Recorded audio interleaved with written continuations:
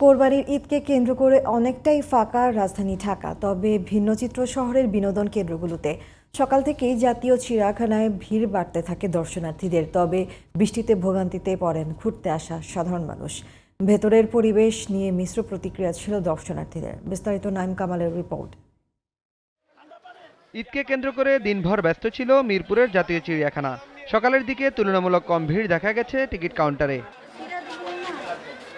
বেলা বাড়ার সাথে সাথে বাড়তে থাকে ভিড়। তবে বেলা 12টা থেকে হঠাৎই শুরু হয় ঝুম বৃষ্টি, চলে টানা 1 ঘন্টা। ফলে বিপাকে পড়েন দর্শনার্থীরা। বৃষ্টি কিছুটা কমে আসলে আবারও বাড়তে থাকে দর্শনার্থীদের ভিড়।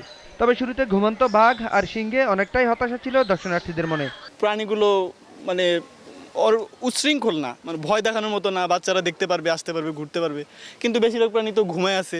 ওরকম মানে মোটামুটি এনজয় করতে পারতেছি। এখানে তো এখন তো কিছু দেখার মতো বেশি কিছু নাই। আগের যেগুলো আসলো ওগুলো তো মারা গেছে, এখন কম কম জিনিস আছে আর কি। পরিবেশ ভালোই লাগতেছে, শান্ত মনে হইতেছে। তবে প্রাণীগুলা দেখে মনে হইতেছে খুবই নিস্তেজ।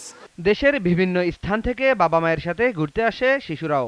অনেক দূরের থেকে আসছি, আইসে আমার ভালোই লাগতেছে, ঘুরে দেখতে আসছি। অনেক ভালো লাগছে। আসছি 10টার সময়, দেখেছি অনেক কিছুই।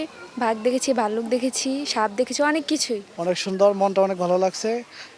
সকাল থেকে আসছি, আমরা ময়মনসিংহ থেকে আসছি বিনোদন নেওয়ার জন্য, এবং কি অনেক বিনোদন হয়েছে। বৃষ্টিতে কোনো ভোগান্তিও নেই। এখন একটু গরম ছিল, এখন একটু ঠান্ডা লাগতেছে, যার জন্য ভালো লাগতেছে। এখন লোকজন অনেক আসতেছে। এখন সকালে অনেক কম ছিল, এখন লোকজন অনেক আসতেছে।